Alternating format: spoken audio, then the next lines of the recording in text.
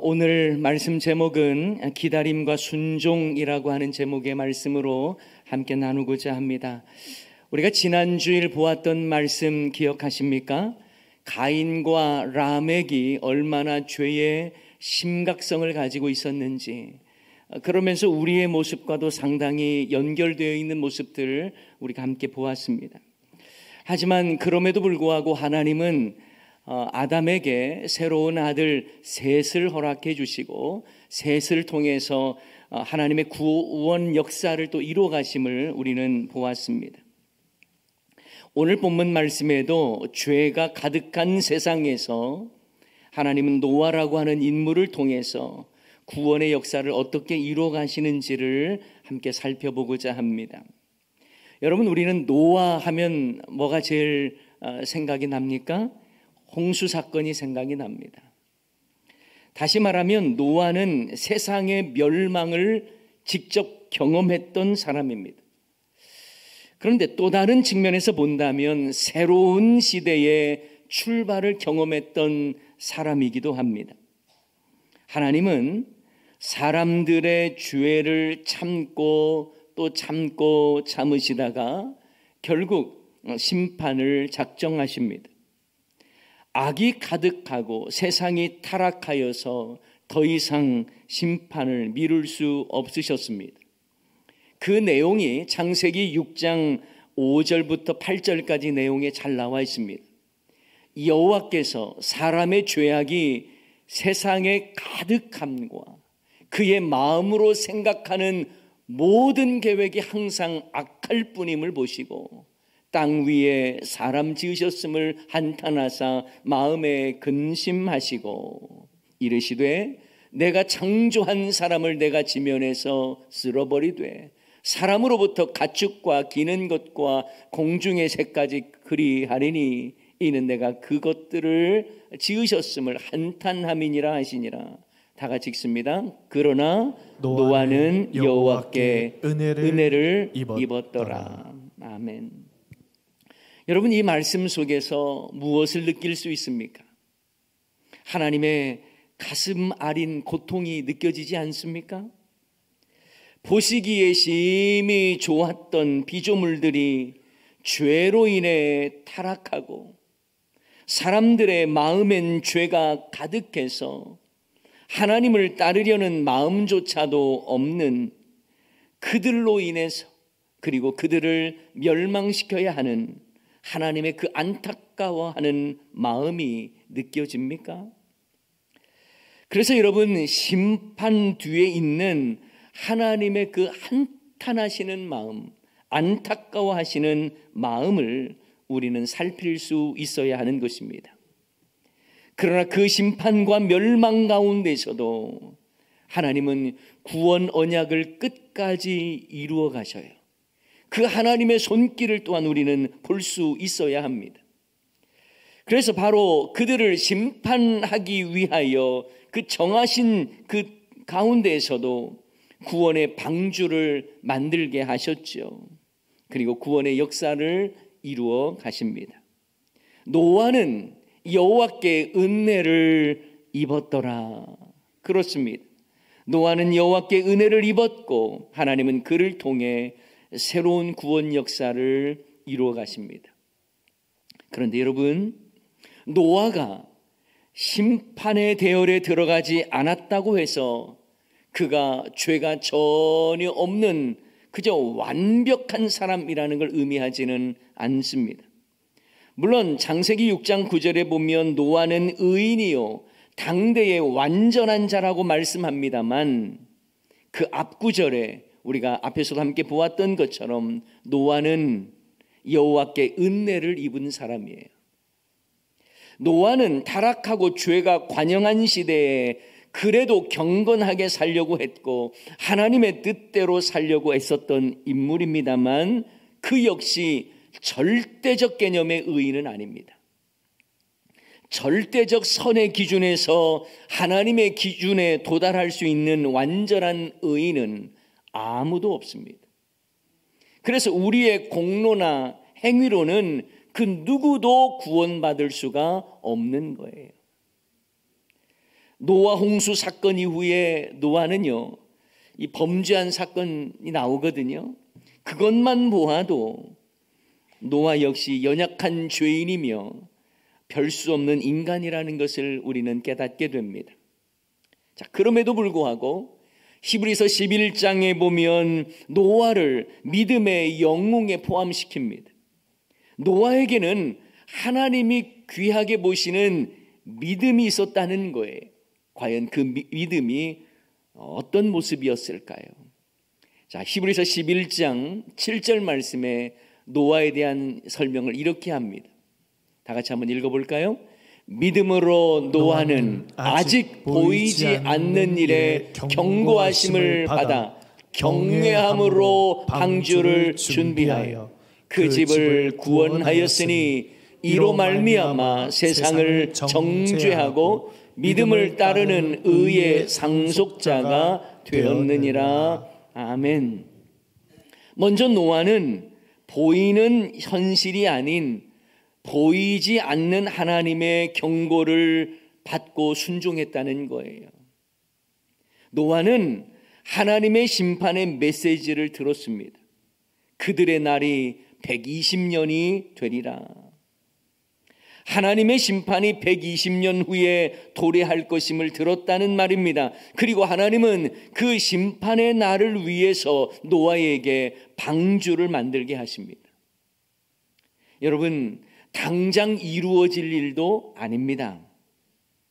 당장 어떠한 임박한 멸망의 징조를 보여주면서 너 이러니까 빨리 뭘 해라 이렇게 말하는 것도 아닙니다. 120년 후의 일이에요.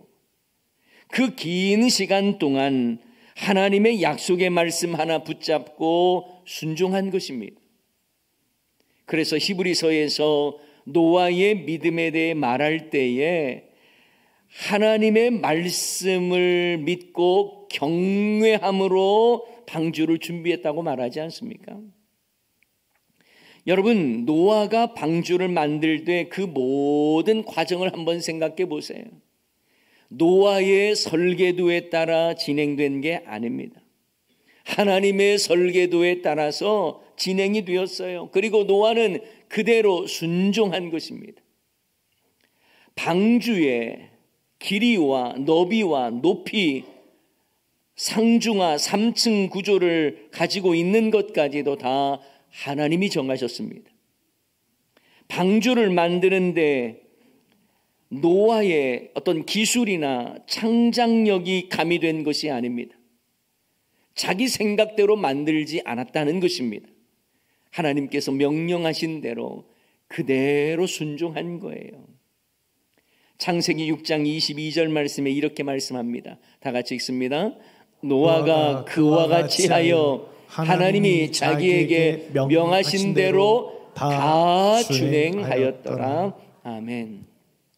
다 준행했습니다.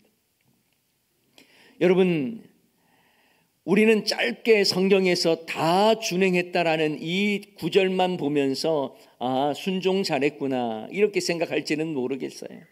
그런데 여러분, 이 짧은 구절 안에 노아의 그 눈물과 그리고 수고와 땀을 생각해 볼 수 있어야 합니다. 얼마나 많은 고난의 시간 그리고 힘듦의 시간이 있었겠습니까? 수많은 사람들의 비웃음과 조롱도 분명히 있었을 겁니다. 여러분, 노아 홍수 이전에는 궁창 위의 물과 궁창 아래의 물이 나뉜 상황이었습니다. 그리고 그때 당시에는 지금처럼 비가 와서 습도가 정해지는 땅이 촉촉해지는 그런 개념이 아니었습니다. 노아 홍수 이전의 상황을 성경은 이렇게 우리에게 설명해 줍니다. 창세기 2장 5절 6절 말씀인데요. 여호와 하나님이 땅에 비를 내리지 아니하셨고, 노아 홍수 전에는 이랬다는 것입니다. 땅을 갈 사람도 없었으므로 들에는 조목이 아직 없었고 밭에는 채소가 나지 아니하였으며 안개만 땅에서 올라와 온 지면을 적셨더라. 이 상황이었습니다. 그러니 그들에게 있어서는요, 비가 내려서 멸망이 온다? 이거는요, 상상조차 할 수 없는 일이었습니다. 그러니 홍수 이전 시대는요, 엄청나게 내리는 장대비는요, 경험해 보지를 못했고 상상조차 하기 힘든 일이었습니다. 그럼에도 불구하고 노아는 하나님의 말씀대로 방주를 만들었고, 그리고 홍수로 인한 이런 심판의 개념을 대비하는 이 방주를 짓기 시작한 것입니다. 게다가 여러분, 노아가요, 바닷가에서 배를 지은 것도 아니었습니다. 목재를 통해서 배를 만들었기에 나무가 가득한 산에서 지었을 것입니다. 산에 들어가 120년간 방주를 만드는 그 노아에 대해서 사람들의 평가는 좋았을 리가 없습니다. 어쩌면 남들 눈에 노아는 마치 미치광이처럼 보였을지도 모릅니다. 남들 놀고 죄짓고 즐길 때에 노아는 묵묵히 방주를 만들었죠. 어쩌면 수많은 사람들이 노아를 조롱할 때에도 노아는 눈물을 삼키며 고된 노동의 시간을 보내야 했을 것입니다. 왜 그랬을까요? 하나님이 하라 하셨기에, 하나님의 그 약속의 말씀을 신뢰했기 때문에, 하나님의 명령이 있기 때문에 그대로 순종한 것입니다. 여러분, 믿음의 삶도 마찬가지 아닐까요? 남들은 이해 못할 때가 많습니다. 그래서 세상 사람들은 믿는 사람들을 조롱하기도 합니다. 이렇게 날도 좋은데 주말에 이렇게 교회 나간다는 게 이해가 안 될 수 있습니다. 주차하기도 불편하고 앉아있는 자리도 불편한 이 자리에 앉아서 예배드리는 저와 여러분의 모습이 참 어리석게 느껴질 수도 있는 것입니다. 큰 소리 치며 떵떵거리며 사는 것이 성공이라고 생각하는 사람들의 입장에서 보면, 교회에서 참 섬기면서 주차 봉사하고 주방에서 섬기고 일하시고 목장을 섬기고 자기 호주머니 털어가며 섬기는 성도들의 모습이 이해가 안 될 수 있습니다. 그렇다고 누가 알아주면서 박수를 쳐주는 것도 아닙니다. 그 힘든 일 마다하지 않고 웃으면서 봉사하는 여러분들을 이해하지 못할 수 있습니다.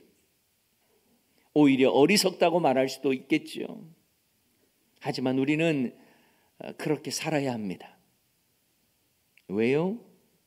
그렇게 사는 것이 믿음의 삶이요, 성도의 삶이기 때문에 그렇습니다. 남들 몰라줘도 하나님의 뜻이기에, 하나님이 원하시는 일이기 때문에 그 뜻 받들어 살아가는 것이 저와 여러분의 삶이 되어야 할 줄을 믿습니다. 여러분, 노아의 이름 뜻을 아십니까? 노아는 안식이라고 하는 의미를 가지고 있습니다. 그렇다면 과연 노아의 삶은 그 이름대로 안식을 누린 삶이라고 말할 수 있을까요? 언뜻 보면 노아의 삶은 안식과는 전혀 거리가 먼 삶처럼 보입니다. 120년 동안 죽어라 방주 만드는 그런 고된 노동의 삶을 살았기 때문에 안식과는 거리가 멀게 느껴져요.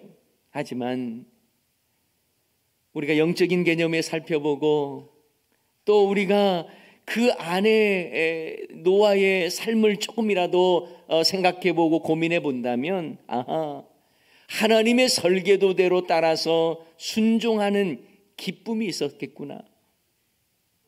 내가 그 일에 쓰임받았다라고 하는 그 마음, 감격, 구원의 방주를 만드는 거룩한 일에 하나님이 나를 불러서 사용하시는구나 라고 하는 감사, 그리고 순종, 이것들이 다 모아져서 안식이 되었다라고 말할 수도 있을 것 같아요. 세상적으로 보면 안식의 삶은 아니죠.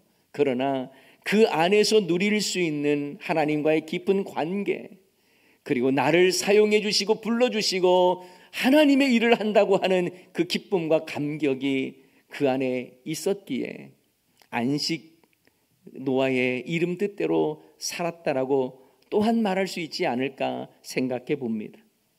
여러분, 방주는요, 일반 배와 다른 부분이 있습니다.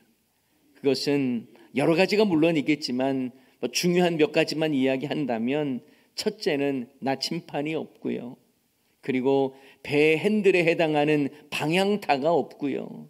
셋째로 배를 멈추게 하는 닷도 없습니다.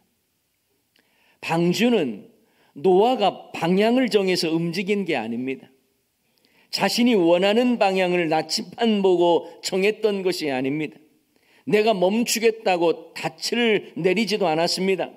그저 하나님이 이끄시는 대로 나간 거예요. 그러니 방주는 만들 때에도 하나님의 말씀으로부터 만들어졌고, 이동하고 멈추고 하는 모든 것도 하나님이 이끄시는 대로 간 거예요. 하나님이 주체가 되시고 하나님이 주인이 되시는 형태가 바로 방주였습니다. 여러분, 저와 여러분의 삶도 그래야 하지 않겠습니까? 믿음의 삶이란 바로 이런 거예요. 여러분, 이런 삶이 순종입니다. 인생의 핸들을 내가 붙잡고 내가 주인 되어 가는 것이 아니라 하나님이 내 삶의 핸들을 잡으시고 우리를 이끌어 가시는 거예요. 내 생각대로 운행되는 인생이 아니라 하나님의 이끄시는 대로 순종하는 삶이 저와 여러분의 삶인 것입니다. 이해할 수 없는 일들이 있을 수 있겠죠. 때로는 내가 동의가 안 되는 일도 있을 수 있습니다. 하지만 하나님의 말씀이요, 하나님의 약속이기 때문에 순종하는 거예요. 아마도 당시 사람들의 개념에는 심판의 의미도 잘 몰랐을 것이고, 그리고 방주를 만든다는 그 자체가 이해가 되지 않았을 것입니다. 어쩌면 노아조차도 왜 이 방주를 만들어야 하는지, 왜 하필 내가 이걸 만들어야 하는지 이해가 안 될 수도 있었을 것입니다. 그러나 하나님이 원하시는 것이기에, 하나님의 말씀이기에, 하나님의 약속이기에, 하나님께서 나에게 시키신 일이기 때문에 내가 순종하는 것, 그 이후에는 다른 것이 없는 것입니다. 여러분, 1, 2년 우리가 노동하고 하나님께서 맡기신 일 하는 거, 물론 꾸준히 하는 것도 쉽지 않겠습니다만 그거 할 수 있습니다. 하나님이 명령하신 일들 즉각적으로 어떤 결과가 나온다면 그냥 눈 딱 감고 열심히 하면 되죠. 그런데 노아는 아직 보이지 않는 일에 120년 후에 일어날 하나님의 경고 하나 믿고 순종한 것입니다. 여러분, 과연 노아의 이 기다림을 이해할 수 있습니까? 1, 2년 정도 투자해서 그 열매를 맛보는 개념이 아니에요. 그것도 나룻배 정도 만드는 것이 아닙니다. 방주 길이만 300규빗이에요. 약 135m 정도 됩니다. 폭은 23m, 높이는 14m 정도 되는 엄청난 크기의 배였습니다. 그것도 사람들이 막 칭찬해 주면서 잘 만든다, 아유 멋지다, 이렇게 박수 쳐주지 않았습니다. 조롱과 비웃음, 때로는 미쳤다는 소리까지 들어야 할 판이었습니다. 그러나 하나님의 분명한 약속의 말씀이기에 순종하는 거예요. 여기서 우리는 믿음의 아주 중요한 요소를 발견하게 됩니다. 바로 믿음은 주의 약속을 믿고 순종하며 기다리는 것입니다. 그 기간이 지치고 힘들지라도 주님의 약속의 말씀을 믿고 인내하며 순종하는 거예요. 그 순종의 길에는 서러움도 있고 눈물 나는 일도 있고 고통스러운 과정이 있을 수 있습니다. 그러나 주님 명령하신 길이기 때문에, 주님이 원하시는 그 길이기 때문에 가는 것입니다. 예수님께서 가신 십자가의 길도 마찬가지잖아요. 영 죽을 수밖에 없는 인생, 멸망당할 수밖에 없는 우리네 인생, 이 세상을 구원하시기 위하여 예수님은 하나님의 뜻을 받들어서 순종하심으로 구원을 이루셨습니다. 예수님의 십자가 길에는 수많은 조롱과 비난이 많았죠. 남들 알아주는 그런 화려한 길도 아니었습니다. 그러나 우리를 구원하시기 위해 예수님은 순종의 길, 십자가의 길을 걸어가셨습니다. 사람들은 우리에게 참 어리석게 산다고 말할 수 있을 거예요. 대충 세상과 어울려 남들 하는 대로 편하게 살면 될 터인데 뭘 힘들게 예수 믿고 신앙생활 한다고 하는지 이런저런 소리를 할 수 있습니다. 그러나 우리는 그럴 수 없어요. 왜요? 우리 주님께서 보여주시는 생명의 길, 십자가의 길은 좋은 게 좋은 것이다 하면서 타협하며 적당히 가는 길이 아니기 때문에 그렇습니다. 그저 꽃구경하면서 편한 길을 찾아다니는 그런 삶이 아니에요. 비록 그 길이 힘들어도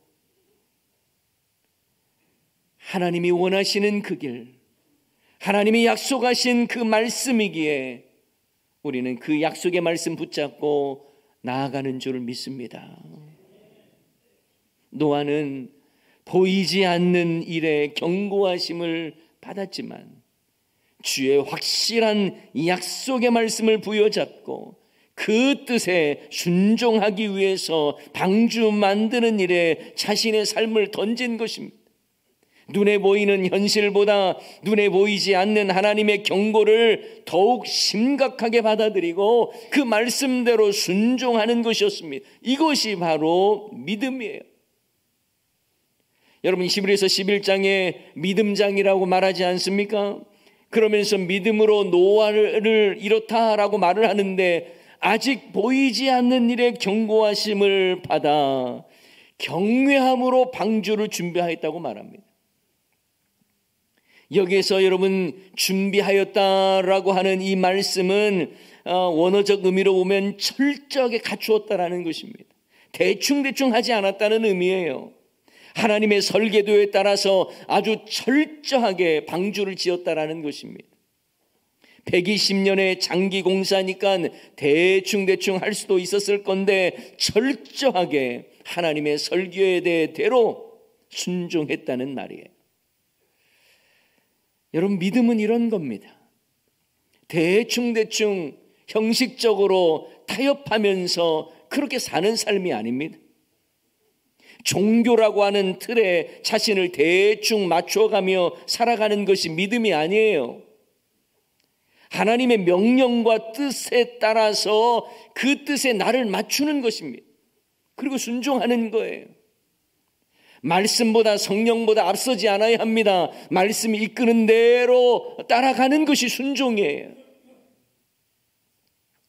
과연 여러분의 믿음과 신앙생활은 어떻습니까?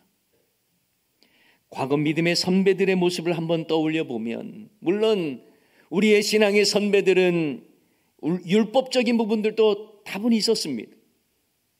하지만 그분들은 철저하게 말씀을 지키려고 애썼던 분들입니다. 그런데 우리의 신앙생활을 보면 가끔씩 취미생활보다 못하다는 생각을 많이 합니다. 사모함이 없습니다. 감사가 없습니다. 예배드림이 기쁨이 되지 않습니다. 주일 성수를 생명처럼 귀히 여겼던 우리의 신앙의 선배들, 말씀을 지키면서 믿음으로 살기 위해서 어떤 핍박 가운데에서도 움츠러들지 않았던 그 복음의 열정들, 거룩한 삶을 위해서 말씀과 기도에 힘썼던 그분들의 이 모습들 과연 우리에게도 여전히 있습니까? 혹시 세상과 적당히 타협하면서도 종교 생활은 해야 하겠기에 마치 보험 하나 드는 것처럼 내가 그저 교회 생활 그렇게 한다라고 생각하는 그래서 마지못해 형식적인 신앙생활을 하는 우리의 모습은 아닙니까? 혹시 세상과는 전혀 다를 바가 없는 무늬만 성도, 이름만, 말로만 성도인 우리의 모습은 없습니까? 여러분, 한국교회의 가장 큰 문제는 세속주의입니다. 예전에 기복주의에 대한 문제도 아주 심각하게 다루었습니다만, 여러분, 기복주의보다 훨씬 더 무서운 것이 세속주의입니다. 기복주의는 그래도 신앙의 방향은 하나님께 맞춰져 있기 때문에 그렇습니다. 하나님께 복을 달라는 것, 기복, 복을 구하는 것, 이건요, 우리가 마땅히 해야 하는 거예요.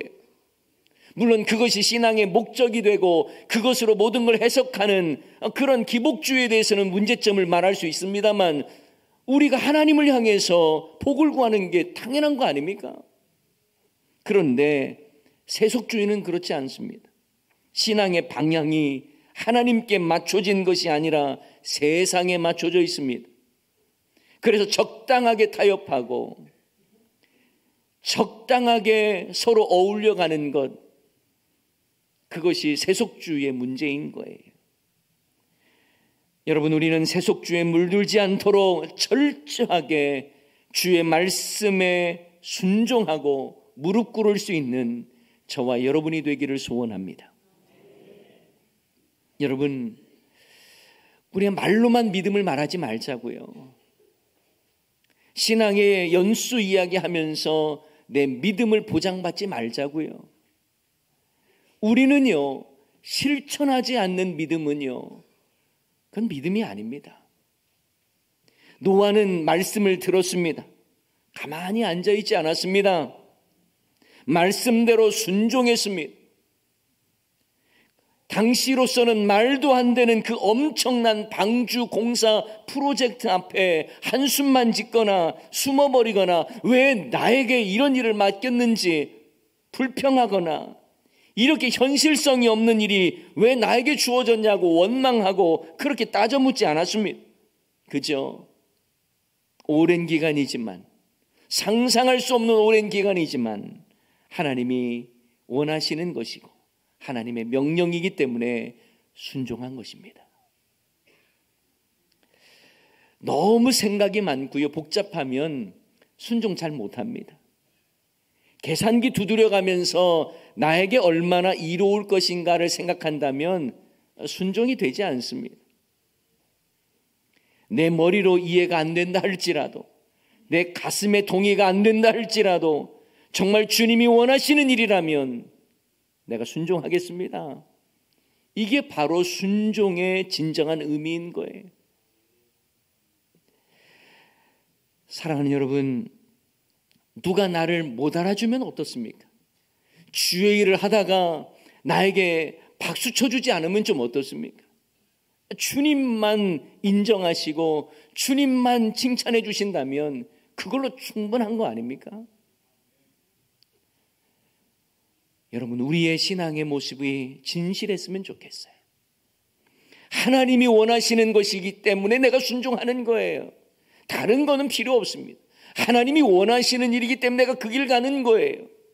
예수님께서도 하나님의 구원을 어떤 방법으로 구원하실지를 아셨기 때문에 십자가의 길을 걸어가신 거예요. 우리 예수님은 아버지 하나님의 뜻을 받들어서 우리를 구원하시기 위해 하늘 보자 그 영광을 다 내려놓으셨잖아요. 적당히 순종하신 게 아니에요. 철저하게 순종하셨습니다. 자신의 전부를 드리셨어요. 그것이 바로 십자가의 구원이요, 또 십자가의 삶이셨습니다. 여러분, 노아는요, 방주 지으면서 내가 이 큰 걸 지어서 과시하기 위한 게 아니었습니다. 자기를 위해서, 자기 영광을 위해서 방주를 지은 게 아니에요. 하나님 명령하시니 내가 순종합니다, 이거였습니다. 심판의 날에 하나님의 뜻을 이루기 위해서 구원의 방주를 만든 거예요. 그날을 기다리며 준비한 것입니다. 순종하되 포기하지 않고 끝까지 기다리며 견디며 순종했습니다. 우리도 방주를 준비하는 노아처럼 그날을 준비하며 살아야 하는 것입니다. 우리도 주님 다시 오실 날을 준비하며 살아야 하는 것입니다. 그날이 어떤 이에게는 멸망의 날이 될 수도 있고 어떤 이에게는 구원의 날이 될 수도 있습니다. 그러므로 우리도 예수님을 통한 구원을 전하면서 생명을 살리는 방주를 만들어가는 삶을 날마다 살아야 하는 것입니다. 여러분, 노아의 방주를 통해서 가족들이 생명을 얻었습니다. 여러분도 가족들을 구원할 방주를 만들어야 하는 것입니다. 이런 점에서 교회가 방주라고 말할 수도 있습니다. 구원이 되시는 예수님이 방주를 상징한다고도 말할 수 있습니다. 중요한 것은 우리도 생명을 살리는 방주를 계속 지어가는 삶을 살아야 할 줄을 믿습니다. 그날을 기다리며 그날을 준비하며 철저히 준비하며 갖추는 것이죠. 남들 몰라줘도 그 일이 너무 힘들어서 포기하고 싶어도 주님께서 말씀하신 그 약속의 말씀 붙잡고 방주를 만드는 일을 포기해서는 안 되는 것입니다. 생명을 구원하는 방주 만드는 사명, 저와 여러분이 잘 감당해야 할 줄을 믿습니다. 이 일은 한두 해 하고 그만둘 일이 아니에요. 끝까지 인내하며 견디며 기다리면서 순종해야 하는 것입니다. 이러한 믿음의 모습으로 우리에게 맡겨주신 사명, 구원의 방주를 아름답게 만들어가는, 주님께서 원하시는 대로 만들어가는 저와 여러분의 삶이 될 수 있기를 주님의 이름으로 간절히 축원합니다. 말씀 기억하면서 우리 함께 찬양하기를 원하는데요, 이 세상을 살아가는 동안에 내 힘 의지하며 방주를 만들 수가 없는 거예요. 하나님의 꿈이 나의 비전이 되고 주님이 원하시고 바라는 일들을 순종하며 나아가기를 원합니다. 이런 고백을 담아서 함께 찬양하십시다. 이 세상을 살아가는 동안에 나의 힘을 의지할 수 없으니 기도하고 낙심하지 말 것은 주께서 참 소망이 되시리라.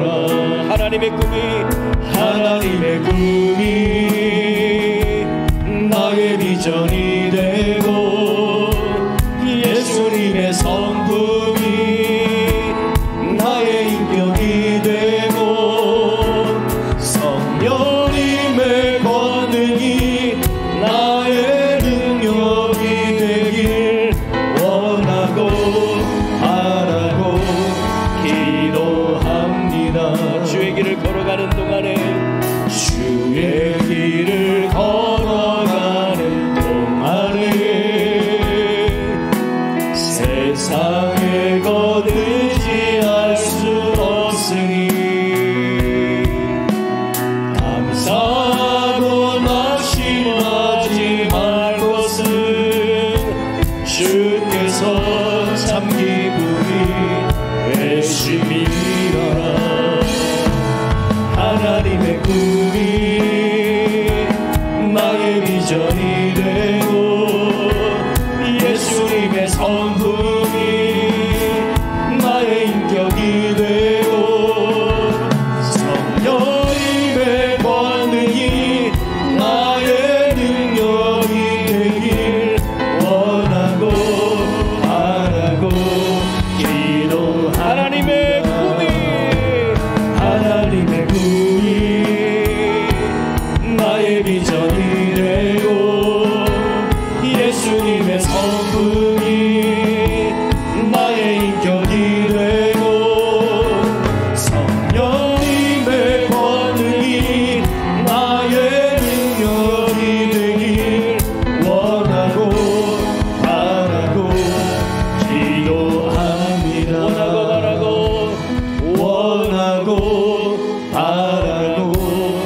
기도합니다. 사랑하는 여러분, 하나님께서 우리를 향해서 때로는 말도 안 되고 이해할 수 없는 말씀, 때로는 내가 도무지 감당할 수 없을 것 같은 그런 말씀을 하실 때도 있어요. 근데 우리는 그 말씀 자체를 무시하죠. 여러 가지 이유를 들어서 무시하고 순종하지 않을 때가 있습니다. 여러분, 순종이라고 하는 것은 나의 의지를 꺾지 않으면 할 수가 없는 것입니다. 내 편한 대로 살아서는 순종이 이루어질 수가 없는 거예요. 여러분, 노아에게 하나님께서 말씀하신 그 방주의 사명은 너무나 무거운 짐이었을 것입니다. 그럼에도 불구하고 하나님의 약속의 말씀 붙잡고 주님께서 말씀하시니 내가 순종하겠습니다 고백한 거예요.